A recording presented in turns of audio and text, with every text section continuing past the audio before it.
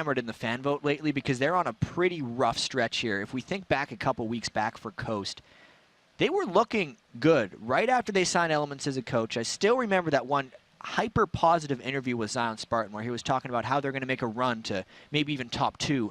But ever since that moment, they've just been on a slide, and it needs to stop here if they want to make the playoffs. And a lot of these teams share a good amount of champions, the Zeds, the Zacks, some of the Rumbles coming in. We'll have to see how they actually decide to go through champion select, because Cloud9 can continue to play the way they have. Coast, Nintendo Deck says they play well under pressure, but this is where they have to pull out all the stops. Yeah, you can't really imagine any more pressure than this. If they're waiting to the last minute, they may have already waited too long, because it's not an easy task, even if you're under pressure, to beat a team that has a legendary record like Cloud9. And Cloud9 has actually banned out the Ribbon, which is something Zion Spartan had his first loss with this Super Week, but it's still something that he is prevalent on. And getting him the Shen is actually a very good sign for Coast. It will create the global pressure we've really been seeing only coming from Karthus and Shen. TF hasn't really been making presence or a splash in this Super Week. And Shifter is actually someone who has been playing a bit of TF, but specifically back in the 3.9 patch, TF did get a number of nerfs, also his gold card got changed once again in this most recent patch, so it's something that Cloud9 is going to take on, and we get to track that one right here. They will actually take it just off in the wing there. He says, all right, we'll play it. So they lock that down high, going to be grabbing in Twisted Fate on this matchup. The last time these two teams played, it was a back and forth of, can we grab yours? Shifter had Zed instead of High in their last match. So, like I said, these guys are going to be trying to poke at each other's champion pools. And there's also a really good chance that they pick that to just block Coast from getting the Shen TF combo that teams like Vulcan have talked so much about, being just map-wide domination. If you get a bit of an edge and you have the double global power of Shen and TF, it really restricts the opponent's capability of coming back in a game, and that's one of the smart reasons that they've picked that TF, most likely for High. Even though High hasn't had amazing games on TF, he's still a solid TF player, and he recognizes how to play him. On the other side, we have Nintendo Dex going for his most chosen jungler, bringing that Jarvan back into the game. Should be number 11 for him on the year. We'll hear about how some of the players enjoy choosing single champions throughout how they play, and Jarvan kind of gets a to-do in there. Blitzcrank too. Daydream picking up Blitzcrank. We have to remember when Daydream came in, it was kind of the unorthodox supports that he used. Now Blitzcrank isn't. He used the least to get his first quadra kill in the game. But Blitzcrank is one of those play-making supports that you can consistently do that with. And for Coast, it's a very good pick against Cloud9, because we talk about how Blitz is a very make-or-break champion for Coast, and that's what Coast has to do right now. I don't think they can expect, or they shouldn't expect, to beat Cloud9 just in a straight-up brawl. They're going to really want Daydreaming to make a huge amount of plays to make this work. If my memory serves me correctly, this was the Blitzcrank to steal Meteos' buffs away, and then Meteos still had a good game on Nasus. That was Daydreaming's Blitz, right? They played that duo mid. That was actually, I know this was the very first game of the split, and it was Dignitas against Cloud9.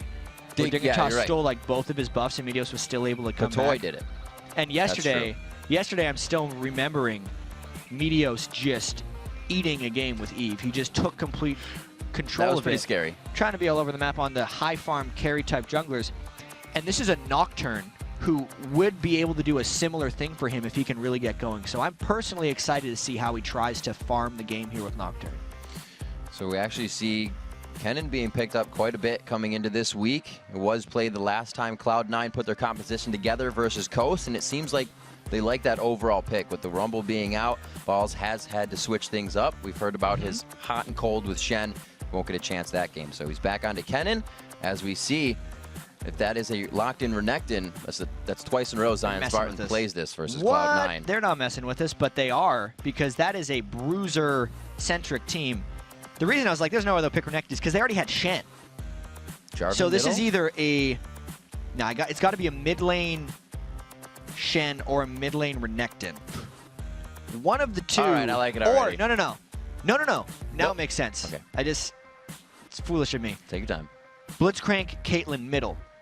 Because they talk about how you need that for extra buff control, and back when Daydreamin first started playing Blitzcrank, he said that's the way you run him. You have to run him there because you want to steal the other team's red and blue buffs. And then they just pick two top laners because they're going to be doing side lanes anyway.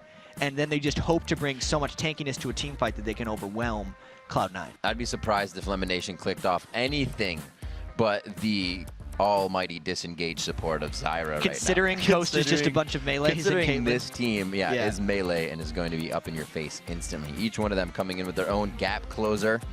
And if the gap's not closed, then but Daydream is going to bring you right into the fight. Oh yeah, and Elimination also has his trademark heal summoner spell because he knows how clumped these fights are going to be, and there's not a huge amount of burst damage on Team Coast since they are all on those fighter tank type champions.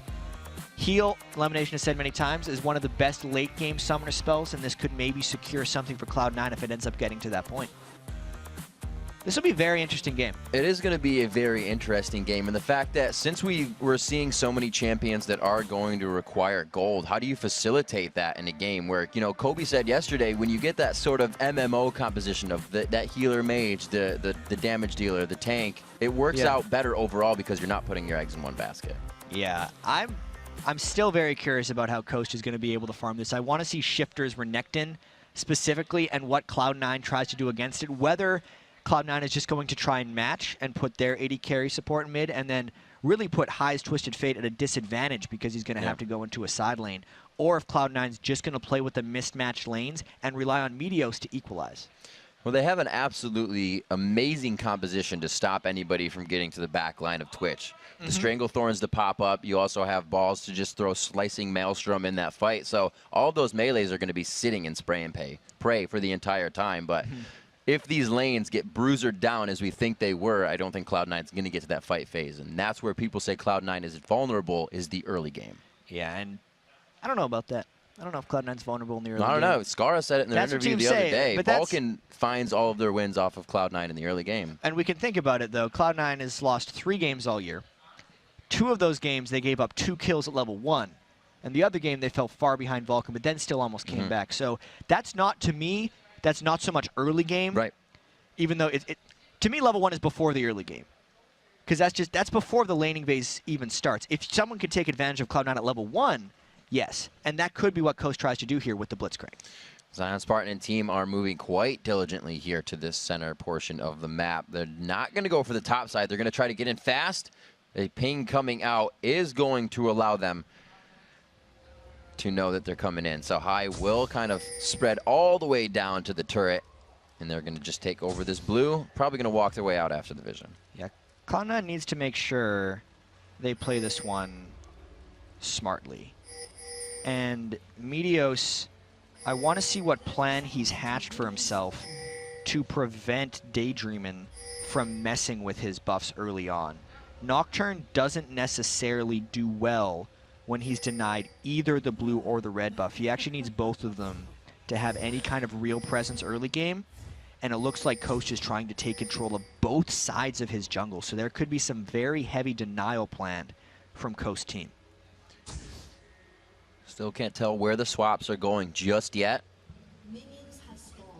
We'll have to see how Cloud9 decides to figure this out as well. It looks like they themselves are going to want to run the standard lanes with the AD support in the bottom lane. I'm sure they expect Blitz and Caitlyn to be mid. That's almost told by the It's almost a picks. given, since they're running 2 melees in the side lanes, and you typically don't put melee tanks in the mid lane at all. And this is Meteos' plan as far as it seems. And it actually looks like, as long as nothing changes, this guesswork is mostly appropriate. Meteos will take this red and then run straight to his blue before Daydreamin' can deny it. But because of the wards, actually, that are on Meteos' blue buff, there's a good chance that Daydreamin' would be able to roam over and stop that. We need to see how this develops. They have it. Look, it's symmetrical on both sides. 2 to the left, or 2 to the top side, 2 to the bottom side. So they know wherever they want to go, they can start to default to that strategy. Right, but if we actually look at where Daydreamin' and Intended are right now, they're not getting any benefit out of this. They used 4 wards just to trade buffs. Meteos and Cloud9 guessed exactly right. There's no real benefit gained from the early warding, and I gotta say that's a great play by Cloud9 to just stop the Blitzcrank buff denial. Quick adaptation. With the buff denial, what lane do you think they would have focused if all that went correctly? Because now they have to start adapting Coast. I think a lot of it was just straight up guesswork. And at this point, Daydreamin' just wants to go and make a play because they didn't get this. Balls has got to watch out. Ball's at level 2, playing it very safe. Goes with Q and E instead of getting a W to keep the farm on, and that saves his life. Well, Cloud9 will play this one conservatively. Yeah. And it was a fairly obvious tell that Daydreamin had left the mid lane quite a while ago.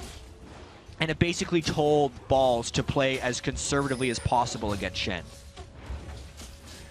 Does it have to become a thing now that you have Blitzcrank mid? Do you have to roam with this? Does it kind of go to the wayside if you don't? You don't have to roam, but you definitely want to, because that's the biggest strength of Blitzcrank. If you're not making plays or denying with Blitzcrank, he doesn't bring much outside of his hook in the team fight. The hook can be completely game-changing, but outside of that, if you're not making that work, you're not bringing much.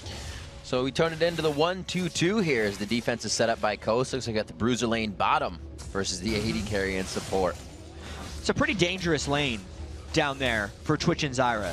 There's a lot of closing and fighting potential with a double buff Jarvan and a Renekton down in that bottom lane. Meteos making his way towards the top side. Don't regularly see him come out on Nocturne in the jungle, so it'll be interesting to see how he takes this game into consideration. Already foiling the try of Coast to deny buffs in the early game. Off from there, looks like, again, we're going to see Daydream and try to get that roam on. Yeah, Daydreamin's going a lot of up and downs, not much happening, and you can see again Meteos is kind of power leveling himself, trading or sharing farm in the mid lane with High so he can hit level 6 as quickly as possible and make his presence felt.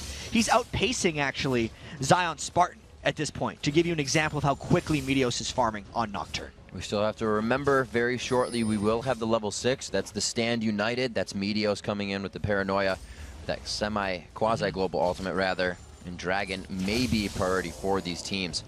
We see Coast, whenever they play against Counter Logic Gaming, they have their hands all over objectives. A good flash, but the rocket grab. High could be going down for first blood. He tries to turn it around. The cleanse on the Ignite keeps Mashme alive. Good timing on the cleanse by Mashme, and it ended up burning the extra summoner spell in a sense on High. Timely gank by Nintendude X, and it delays Meteos' plan, because Meteos was actually going to try to hit 6, clearing the jungle, and then come in blind somewhere before the enemy was ready. But that can't happen now since since Meteos has to cover the lane after High's demise. A quick 5-minute kill here, but 7,000 is what the gold reads, even on both sides. So a lot of that has to do with just Twisted Fate. His passive no longer gives him the global gold, but it gives him more individual gold. So it's still going to inflate the overall gold totals minion kill wise. Hello. Such patience by Daydream, and like I said, he came in with his first game on Elise for a quadra kill. When he is on the Playmaker champions, he makes it happen. But then Zion Spartan didn't get the taunt, and it was all for nothing. Yes, they burned the flash, and he was able to roam after the kill in the mid lane. He needs to continue to try to make plays like that. But if Coast wants to capitalize on Cloud9's early game, they can't make mistakes like that. If you land the hook, you've got to be able to capitalize with a taunt. Wasted opportunities are only going to start to hurt you. Daydreamin has been making his way around the map. Yes, he's 3 CS behind Lemon Nation, but if you can't get Blitzcrank in some kind of a tanky form as you get into the game, pulling people can usually be a bad thing.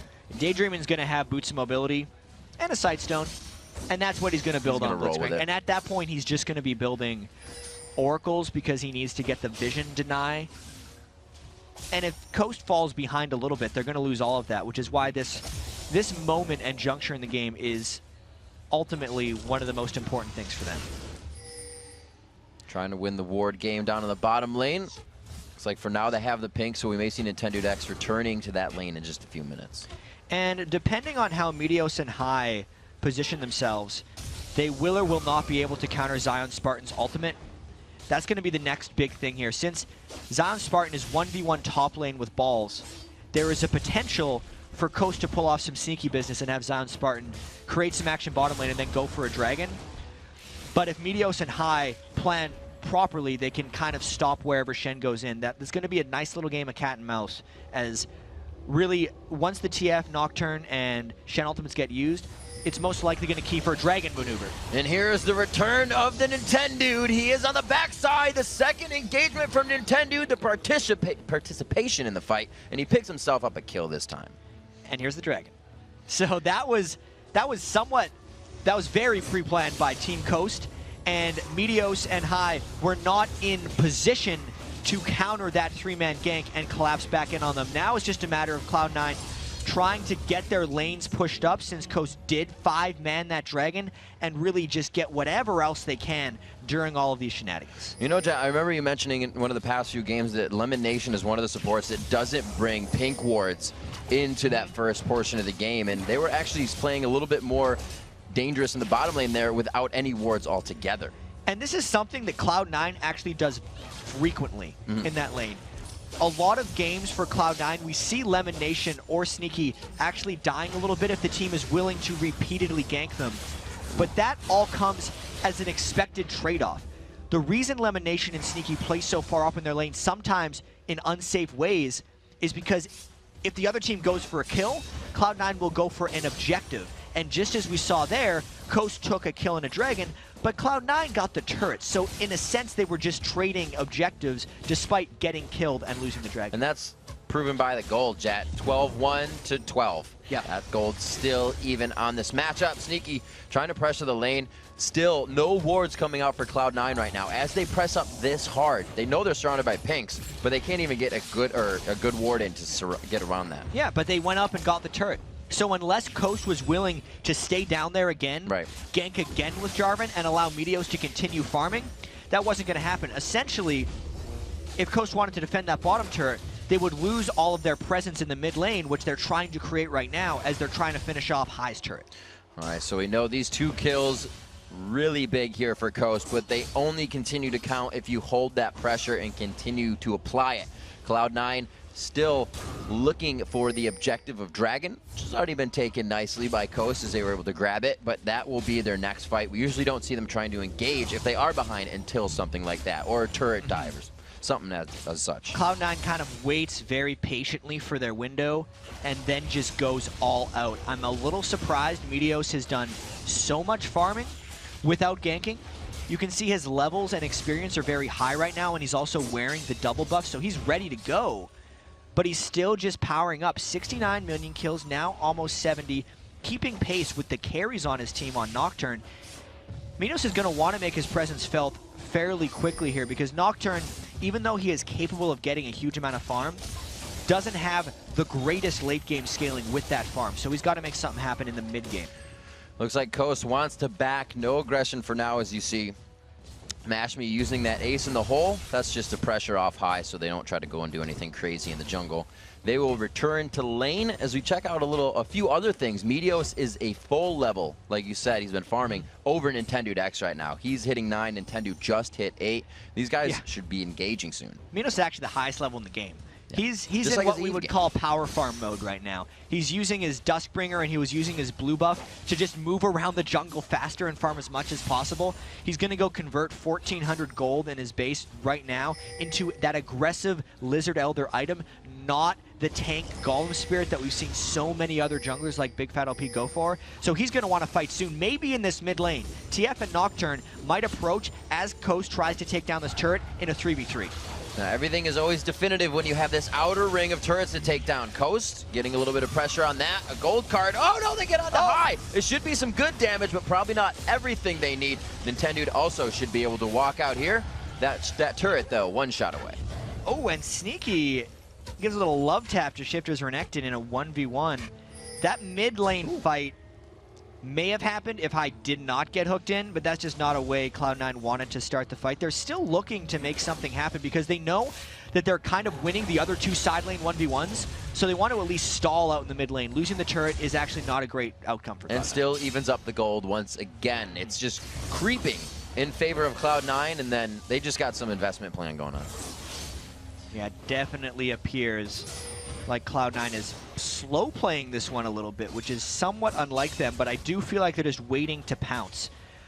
Probably at the next Dragon is where they're going to want to make their move. Kennen in mid-game Dragon fights, once he's got that Magic Pen and the bit of items, can be brutal, since the tanks of Coast haven't actually fully tanked up yet, so they don't have that mid-game edge that they would normally have. You can see the kind of pressure that Twisted Fate creating here. There are no turrets for Caitlyn really to be farming in, so the long range taking the shortest of the lanes to be the last one farming in, leaving the melees to take the outside push. Seems to be working for him so far, but like I said, once that mid turret's up, you know what you're doing. After it's down, it kind of gets a little slower. And I wonder how Cloud9's going to deal with this. Specifically when Twisted Fate loses his mid lane, it heavily restricts where he's able to go. Ideally, Twisted Fate wants to kill the enemy mid turret, shove the lane as much as possible, and then kind of walk into each side of the mid lane river to threaten the side lanes. But Hai is actually just trapped in the bottom lane now because he's already been pushed out of mid and he's holding against another 3-man push. I'm really noticing here that Cloud9 is just trying to get balls as farmed up as possible. He's really going to be their fight forcer, despite them having TF and Nocturne, when we start seeing big fights. That might go off this. Meteos just on the back side. I thought we were going to see the Nintendo Cataclysm, but I feel that they didn't have enough vision, maybe, they were thinking, and we're going to back off of this. With this kind of, we'll say, version of Twisted Fate that Hai is playing, it's not one that he can Destiny in and assassinate somebody out. What's the role he can take on now that he has this entire tanky team he's got a Destiny? It's a lot trickier for him. I think he actually wants to play mostly in the back line, stunning and kiting backwards when we see the team fights. There's Cloud9. Pretty much home away from home for them, right in front of an objective here. Daydreaming on the backside, grabs through, gets it through the upright. Here's the fight. The Dragon goes to Meteos. They go into the fight. Shifter's getting some big damage onto him, and Sneaky is on the outside. The spray and pray is just lacing Nintendo right now. Mash Me, and this is where the ultimate comes in, the end of the fight when they want to control and continue the engagement. Oh, is he going for this? No, he's going mid. I was like, is he going to go in with no gold card and get him there? That was just strong planning by Cloud9. They knew they gave up the first dragon, and they essentially traded it for turrets, but then balls roamed down to the bottom, and as we said, he was going to be their instigator for when they really want to fight.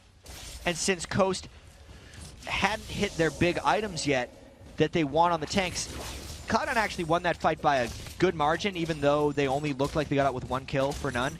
No one on Cloud9 was really in big fear of dying, and they picked up the dragon as well. Bit of a sway in the gold lead there, 22.5 now in favor of Cloud9. We see Zion Spartan in the top lane, and you know, particularly in most games, you hear a lot about Zion Spartan, but if you think about it, you don't see a lot of him until the end of the game. He's up there split pushing, he's really not participating. He is in a way, obviously. You're always moving off the ball, it still works. But pushing those top lanes and then coming into the fight. So we'll have to see if he can still do that, since him and Balls have been on an island this entire time. I'm waiting for Meteos to get more involved. He's still heavily farming. He's still taking double buffs, and he's got a lot of power right now. He's able to duel most people on the map here. It's just a matter of him waiting for that moment. This could be a big fight, though, bottom. Wow, Shifter taking a lot of damage. There's the first slow. The slice and dice is not going to hit through anything. Ooh, he forced the flash, but he gets flashed after. He's a couple Sneaky's more autos. Trying to get a few more autos. Yes, he was trying to get those final stacks on, but it's not going to be there. A bit of a distraction allows a turret in the top lane. The possible for the kill. They get it down, and the true damage will not be enough. Yeah, that was a bit of an overstaying of their welcome by Cloud9. Maybe the team itself got distracted by Sneaky's quest down bottom to kill Shifter and just got hooked in around the turret and died. Trying to do what they can to keep these outer ring of turrets up. A valiant attempt as it goes down. They also lose Lemonation, so no pressure actually coming off of that, which Coast kind of got everything done in one fell swoop, so they can go back and buy. Cloud9 saves a bit of face for the second tier turrets, but still Sneaky on the split push. Usually we don't see the split or the Twitch split pushing as much. No, we don't. This is a very strange game for Cloud9. First off, this is the first game we've seen no true mid laner out of Coast, so it automatically puts them in a different mindset for how they want to play. Since there's no... I've been trying to talk a lot more about like back lines and mid lines and front lines lately, and how Cloud9 is very good at maneuvering around the battle like that. This Coast team is basically all front line and then a Caitlyn, which changes the Cloud9 mindset greatly. Oh, that'll change your mindset greatly as well. Nightmares in your head, the transfer of the buff. Good guy Meteos just takes it. Nintendo having a little bit of a tussle here. Not liking plants whatsoever, however. Balls. Zion Spartan in the top lane. That Sunfire Cape gives him a bit of an edge. Balls doesn't like it. That was Meteos starting to get involved. Yeah. Level 12. You saw the Twitch plus Meteos burst that came down, and that was with High not even participating. That's going to be their answer to stopping Coast split pusher farm very shortly. And it looks like High, you know, telling us how he's going to play the game. The Zanya's on the first build, so he will be throwing himself into the fight sometimes if he feels necessary, trying to engage. And we see Tiamat's on both sides of the inventory. Yes. So this is Meteos' full aggressive Nocturne. I really wish I remember the name of the player right now in solo queue, but there is a Nocturne player in very high elo who builds Lizard Elder and then Ravenous Hydra on Nocturne and just tries to fight people for the entire game, like Glass Cannon Nocturne. Meteos may have taken some inspiration from that, and he's just going for it. It's a pretty effective build for melees. I honestly feel like Ravenous Hydra is a better AD item for melees than Bloodthirster because you don't have to stack it and you get that nice active spell. Ooh, that was a close one. Almost put it around that first melee minion, but it's not going to be the case. There are a lot of people that are about to party in the bottom lane, though. Yeah, this could be a big party. It's going to be all about whether Shifter can make it down in time. Other than Cloud9 playing this one defensive, because they know that Zion Spartan can always join a party since his ultimate's up, and there's no way Cloud9's going to opt in to a 4v5. After walking through a Vision Ward. No, not going to do it. To get back to the team fight play, though, I do believe potentially High and Meteos might just want to dive straight onto Don't Mash Me since he doesn't have stuff there. He's just an AD carry by himself, kind of awkwardly on a team with a bunch of tanks. But the rest of the team, and maybe why Sneaky's getting more farm, is because he needs to sit in the back line all alone and try to take people out. Ooh, they walked out on that one. We get a teleport in for a bit of safety. We got a few ults burned on that one. Sneaky's down, Destiny down, as well as Elimination, and everything is up for Coast. So I'd say that was a pretty good play there. It's going to be very convenient for Cloud9 in team fights if they can just layer the Zyra ultimate with the Kennen ultimate to keep Sneaky alive and spray and praying. The teamfight phase looks actually very good for Cloud9. Oh, Daydream again hit up very, very early on that one. He definitely got hit with a grasping root to start it off. Lemonation waiting for the cooldowns, putting himself towards the front though. They're trying to get good peel down here for High, as well as Sneaky comes into the fight. Shifter tries to get the focus down onto him, but there is just too much focus. Lemonation staying alive with some photosynthesis. Speaking of good team fighting for Cloud9, they wrecked them there, and the damage from Meteos coming out with, by the way, thanks very much to Twitter and our producers for telling us Ninja Ken is the Nocturne player who runs the Ravenous Hydra. Big time damage Nocturne right there. Coming out huge. Nocturne just with the AoE damage. We'll see how much it hurts and how the top lane actually went down as Daydream died on the bottom. Yeah, it didn't even look like much. Like, how did Balls actually, he got this turned around on him because he interrupted him while he was low, and Zion Spartan just killed him. So overall, it allowed Cloud9 to win the 4v4, but he sacrificed himself. He's a team player. Oh, twice. No, he's not going to go for it twice. He knows Elimination is just on the tail of High there. Double buffs as well approaching him, so it will be a tough escape. 21-20 into the game, 5-4. The gold lead slowly increasing. It went from 2 to 4K now of a deficit for Coast. And 3-2 in turrets means those outer ring of turrets has been pressured down, and Cloud9 is going to be looking to engage these fights and get a little bit more. They may just be trying to create a bunch of containment in Coast jungle right here, I think is the right word for it, because Meteos' ultimate's almost up. High will be able to teleport in, and they've shown that they can kind of dominate in some team fights here. Since Meteos has the benefit of just killing a squishy, as long as he can actually dive through the front line of Coast. It's allowing him to build Glass Cannon Nocturne without getting punished, since there's not actually a bunch of people that will kill him as long as he's smart with the way he goes in. This is another fun carry jungler game for Meteos. And if we kind of, we're 22 minutes in, but we can start to look at what happens, because these teams are obviously going to start playing for a turtle. If the second tier turret goes down, if they get the beef that they want onto Coast, will they just start to be able to walk over Cloud9?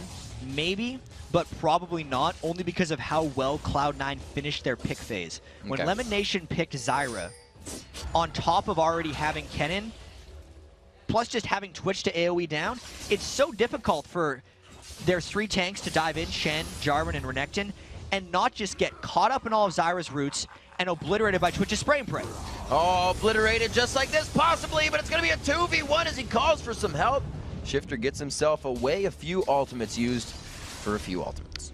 Trying to be sneaky running into that push with Shifter, and it worked out because it burned everything for just the Nocturne out. Now they're able to create some turret pressure. Again, you see Mashmi, his style of Caitlyn play is pretty much use that ultimate when it's up, get the pressure damage out, knowing that Lemon Nation's going to be towards the front side of that fight. The more the damage on him, the less he can disengage quickly. Zion Spartan balls again on this island in the top lane. These guys are on vacation right now. Yeah, and that vacation is going in the favor of Zion Spartan.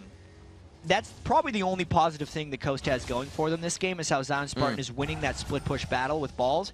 It's now a matter of the rest of Coast not losing these 4v4 scenarios that actually, if we remember, happened right here when they got obliterated in the team fight. No Nocturne ult up this time, but if Lemon Nation lands something, I wouldn't be surprised to see Cloud9 just go in head first. Daydreaming, pulling the balk out. It definitely gets high to walk around the corner, so they see their 4 strong in the bottom lane. Zion Spartan expecting a rendezvous with Kennen in the top lane in just a few seconds as the bottom lane now being taken out. Coast is going to focus on the turret, but Nintendo tries to focus on getting a kill here. Decides to go back in the end.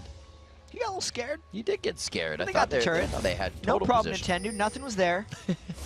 Don't worry about it. There's no nightmares coming. You got another about 30 seconds on those. It's weird seeing Cloud9 react to things so quickly. Usually they're the one at least pushing a turret when they're losing a turret. They're having to defend a lot of things right now. But who knows? That could change in the next few seconds. That's Cloud9's play. They need Meteos to be able to go in, is what they need. They can't necessarily get a clean initiation without him. And I think that's why they had to concede that turret. That's tough. I'm just thinking, I'm like, all right, Meteos, I am going to Nocturne ult in to a Renekton, a Jarvan, a Shen. Like, yeah, he's going to go to the Caitlyn, and he's then going to force everyone else to go back. And if they clump like that, it would allow Sneaky and Lemon Nation to land all of their AoEs on top of them. It's all about forcing Coast into a ball so that the AoE can happen. Best way to do that may be to throw on the Destiny. They're going to try to rock it down. Mashmi over the wall. He positions himself great for no accidents there. Nintendo throws himself back into the fight. A valiant attempt by the jungler. It looks like they are going to continue the fight. Zion Spartan not making it to the fight, did he? Daydreaming and Shifter there. Mashmi, there's Spartan. He did make it past, but that means Balls is pushing the top lane by himself. And Coast is running from this. So good for Cloud9. They're going to continue the chase. They get the grab. That's the minion. Oh, man. Oh, it's a little bit of gold, but not what they wanted in the disengage. Balls has the turret to half health in that top lane. A kill onto Zyra. A quick run in from Mashmi on the side. Nobody sees him, and he gets out stealthily. It's going to be Daydreaming to overdrive his way out of this fight. And Cloud9 wants to continue this as long as possible because Balls is just happily split pushing the other lane. I have to give a shout out to Meteos in that fight because he just ran through the lane after he overdove and is now healed up so much thanks to his lifesteal. That was a brilliant fight by Cloud9. He has finished that Ravenous Hydra. Looks like he's just going for more damage after that as the Lich Bane coming out for, of course. Yeah. As High has finished that, that means their turret taking, or turret aggression is going to be turned up a little bit more. And we saw Destiny, they really kind of just walked that one in. Like, a lot of the ultimates are just being used to put fear in Coast right now. So we could really see in broad daylight, oh, look out, Balls. Is Daydreaming going to land a hook? He's going to try. He could have it. Boom. Left or right? Oh! Shot it right. He went left. Sun was in his eyes. Yeah. Anyway, we're talking about the initiation patterns by Cloud9. Very clearly, High has the Zhonya's to go in and land a stun onto Don't Mash Me's Caitlyn, and Meteos will then go in directly after. And unless Don't Mash Me uses Cleanse Flash, he will be chained up for the TF stun and then the Nocturne Fear and die immediately every fight. Unless Coast completely pulls back and balls up, which is again exactly what Cloud9 wants. It really sucks to be Don't Mash Me right now because Cloud9 has a perfect combo to take him out. He was forced to run Cleanse this game, so really everything It would be barrier if he was not, but that defensive, oh, going into the Nintendo. This is the second time they've really gone on him after not getting a first target. We saw Mashme flash in the last fight, but they said, we could take Nintendo down, let's just do it. Yeah, Mashme wasn't there, so they just took anyone. But they had. You can build as many take on him as you want, but with all the damage that Cloud9 is building and all the catch potential, they're still going to die, which is, Coach really needed to get a lead with this game or maybe turn it around here. This is their real only opportunity, and this is a very dangerous Baron by Cloud9. They're looking for a fight. Stand United coming in from the bottom lane. Shifter gets a little bit of help there. Can he continue to call the meek and slice and dice around? He goes down, turned into a briefcase, and Mashme try. Oh, I was like, well, I get a little close there. You have long range. You don't have to attack. A headshot into the next one. A double kill coming up for Mashme. He makes it look good. The team is going to chase a very low combined health for both teams coming into this next fight they engage. Yeah, that was so beneficial for Coast right there, and the reason Don't Mash Me could pick up a double kill is because the Cloud9 kill Don't Mash Me combo we talked about was used on Nintendo because they saw the freedom there, but then since they forced the Baron fight right here, you can see they have no way of getting on to Don't Mash Me in this fight, and it's actually Cloud9 who ends up grouping up, and it allows Don't Mash Me to safely fire in his shots and just take Cloud9 out one by one. There's also a nice taunt flash by Zion Spartan here to catch on to balls. If you flash right at the end of your taunt animation, you can extend it and get the taunt, and that's something Zion Spartan executed there to pick up the kill on balls. Actually, quite hard to do. Not for beginners. Yeah. Not something you should try the first time in a ranked game. 9-7, 30 minutes into this one, a 7,000 gold lead. The Coast needs to close quickly. Cloud9 does not let up once they start climbing those stairs, and right now they are sprinting to the top of this game. Looking for another win. A loss for Coast here. That puts him out of the playoffs. Puts him out of the playoffs and solidifies quite a few things in the standings. It is a huge moment right now for Coast. Whereas Cloud9, they obviously want to win, but just the differences in how much these teams really need to want this is so far off. Definitely see the lack of an area of effect damage ability on Coast, having a bit of a hurt here. You have Kennen to come in, and we even saw that when Maple Street played Kennen yesterday on AD, for the first portion of, the first level 6 ultimate, it is still effective until it goes to late game and just becomes a stun. Having that, everything that they need without any area of effect on Coast is definitely hurting the game right now. Yeah, about 338 ability power here on balls. Only going to get more. I think he's actually going to be going for a death cap with that next needlessly large rod item. Despite being 0-2 and 3, he has an amazing presence in team fights. And honestly, I just want to watch Meteos in these team fights and see how quickly he can kill people. Here we go. Look out, Don't Mash Me. Oh, right to the back line. He's forced to flash. The car does hit him anyway. From the backside and downtown, they finally get the kill they were looking for. A double kill coming in for High there.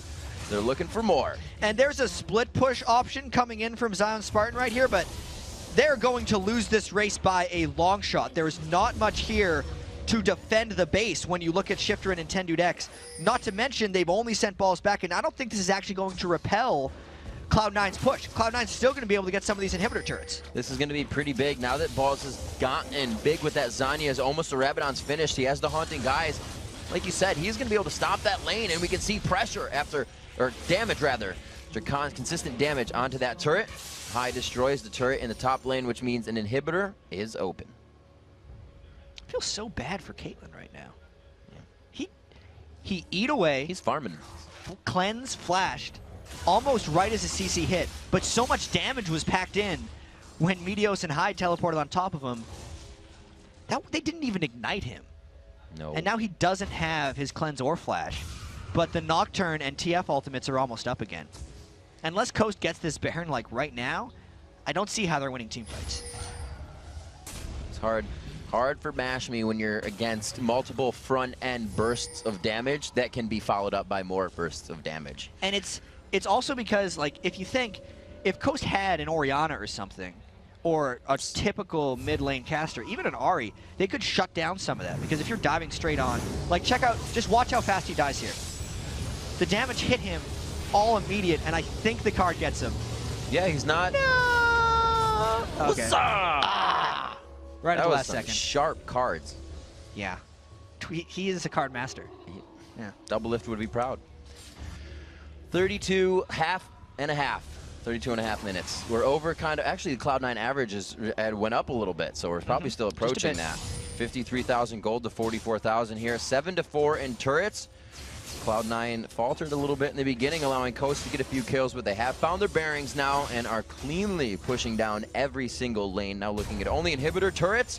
Coast coming in with a huge AD composition to start this match off. The AP coming from Daydreaming on Blitzcrank, and it so far hasn't worked out as well as they hoped. Yeah, as soon as I mean, if Don't Match Me thinks about coming up, you can see where he's standing right now. Like, he wants to be able to run back into his Nexus turrets. Even that small amount of poke that just landed on him from a TF card could just mean death for him. This is hyper dangerous. Ooh. Coast really wants to land a hook, so Cloud9 doesn't have control over this initiation. High just flashed. They're trying to go in, and Tenudex is separated from the Strangle Thorns. Ball throws down. The Zanya's double kill coming in. The third and the fourth kill coming in, and we're going to see the ace finalized in the matchup. They are going to go for the Nexus. Well, that does it. There's your glass cannon how-to by Meteos and High. That's how you want to Nocturne. Now, I want to go and play that right now. Congratulations here to Cloud9. Another win. And this does mean Coast is eliminated from the playoffs. Well, Jet, you have a chance after we cast a few more games today because it is the final day of Super Week, and we have a lot more action to go. Just like this, Cloud9 coming back. Like we said at the beginning of today, they are in first place for every day of the summer split so far, and will stay there. That was another good Cloud9 game. Yeah, they have such an amazing record now. That puts them at 24-3. It could. You know, you say that's like our first question when people come up here in the beginning is like they win their first game. So what is it gonna be? It was like 27 or 28. 28 no. 27-1 if you lost one. They got a chance at 25-3, which is a good pace. The best record in the last split was Fnatic at 22-6. Now they're 2 over that. So they're already distancing themselves quite a bit. And it's putting some lofty expectations on Cloud9 as they move into playoffs and approach Worlds. They're such a jovial and happy team. You know, the other day I was talking to Jack, and I was like, this was actually quite early in the split, and I was like, you know, how is everything? Like, how do you get these guys so motivated? And he's like, you just mentioned food. Like, literally. Because remember, they had the boiling crab. They went for barbecue last night that they were tweeting all over the social media. Yeah. So these guys are definitely, they work for peanuts. When I went down to their house to do the interview with High, the whole thing Meteos kept talking about was how he wanted Alex Penn to get him Chipotle for like hours. He just loves going there. They love food. They love food. They love food, and they absolutely and love winning. Yeah, they have to love League of Legends. Everyone does. All right, guys, we got to take a short break, but when we return, we'll be joined by Cloud9's coach and analyst, Alex Penn. All right, welcome back, everybody. I'm here with Alex Penn, the analyst for Cloud9.